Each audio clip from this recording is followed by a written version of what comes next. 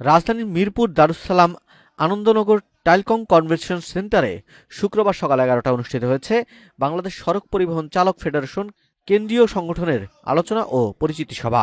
সভায় সভাপতিত্ব করেন সংগঠনের প্রধান আহ্বায়ক মোহাম্মদ মোজাম্মেল হোসেন এবং সঞ্চালনা করেন চট্টগ্রাম বিভাগীয় আহ্বায়ক মোহাম্মদ ইউসুফ আলী।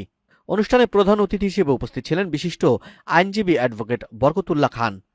বিশেষ অতিথি হিসেবে উপস্থিত ছিলেন অ্যাডভোকেট সাজ্জাদ হোসেন খান ও অ্যাডভোকেট মাইনুল ইসলাম।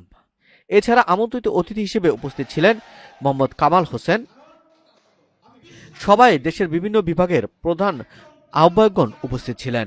ঢাকা বিভাগ থেকে উপস্থিত ছিলেন মোহাম্মদ আলমগীর হোসেন, চট্টগ্রাম বিভাগ থেকে মোহাম্মদ ইউসুফ, রংপুর বিভাগ থেকে মোহাম্মদ বিপ্লব হোসেন, রাজশাহী বিভাগ থেকে মোহাম্মদ আলী শেখ, খুলনা বিভাগ থেকে মোহাম্মদ জলিল শেখ, ময়মনসিংহ বিভাগ থেকে মোহাম্মদ শফিক হোসেন, বরিশাল বিভাগ থেকে মোহাম্মদ জুয়েল শিকদার, সিলেট বিভাগ থেকে মোহাম্মদ খায়রুল ইসলাম।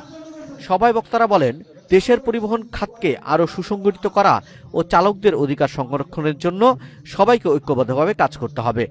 তারা সরকারের নীতি নির্ধারকদের প্রতি আহ্বান জানান চালকদের কল্যাণ ও প্রশিক্ষণ ও নিরাপত্তা ব্যবস্থার উন্নয়নে কার্যকর উদ্যোগ গ্রহণের জন্য।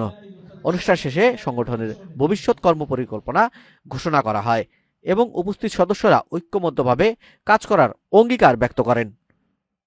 Kamal Hossain, news desk.